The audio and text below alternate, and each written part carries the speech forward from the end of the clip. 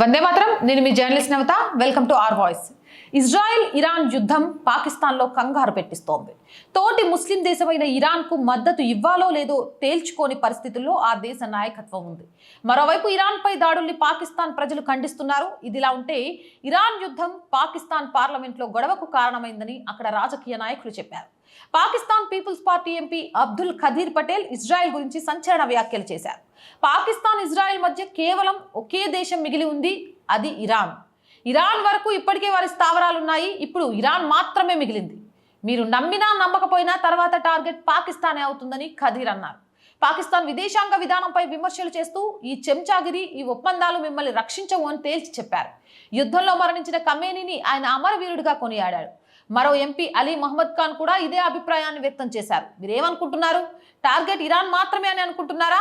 Iran ఒక్క కారణం మాత్రమే, అసలు టార్గెట్ పాకిస్తాన్ అని హెచ్చరించారు. గతంలో ఇజ్రాయెల్ ప్రధాని డేవిడ్ బెన్ గురియన్ వ్యాఖ్యల్ని ప్రస్తావిస్తూ పాక్ పరిస్థితిపై ఆందోళన వ్యక్తం చేశారు. మూర్ఖులారా, మీ దేశం గురించి ఆందోళన చెందండి, ఇబ్బందులు వస్తుంది, మీ విధ్వంసానికి ప్రణాళికలు సిద్ధమవుతున్నాయని అన్నారు. గతంలో పాకిస్తాన్ ఏర్పాటు గురించి ఇజ్రాయెల్ ప్రధాని గురియన్ మాట్లాడుతూ పాకిస్తాన్ ఒక సిద్ధాంతానికి ప్రతిస్పందనగా ఏర్పడిన దేశం, అది మిత్రదేశం ఇండియాను విభజించి రూపొందించబడింది అని అన్నారు. ఇరాన్కు నష్టం జరిగితే దాని ప్రభావం పాకిస్తాన్ పై ఉంటుందని పాక్ నేతలు హెచ్చరించారు. ఇక ఖమేనీ హత్య తర్వాత పాకిస్తాన్ కరాచీలోని అమెరికా కాన్సులేట్ పై దాడి జరిగింది. లాహోర్, ఇస్లామాబాద్, స్కర్ద్ వంటి ప్రాంతాల్లో పెద్ద ఎత్తున నిరసనలు చెలరేగాయి. ఈ అల్లర్లలో 10 మందికి పైగా మరణించారు, 90 మందికి పైగా గాయపడ్డారు. ఏదేమైనా ఇరాన్లో యుద్ధం జరుగుతుంటే పాకిస్తాన్ అధికారులు గడగడ వణికిపోతారట నాయకులు. నెక్స్ట్ మా పనే కేల్కతం దుకాన్ బంద్ అని. మరి పాకిస్తాన్ భయంపై మీ అభిప్రాయం ఏంటి?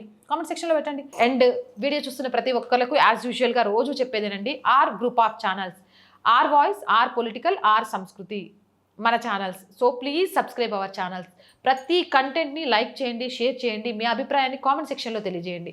అండ్ ఆర్థికంగా మీకు తోచిన సహాయం చేస్తూ ఈ ఛానల్ని నిలబెట్టడం కోసం పోరాడుతున్న ఒక అమ్మాయి కలకు సహకారాన్ని అందించండి. ఆర్థికంగా సపోర్ట్ చేయాలంటే సబ్స్క్రిప్షన్ పక్కనే జాయిన్ అనే బటన్ ఉంది.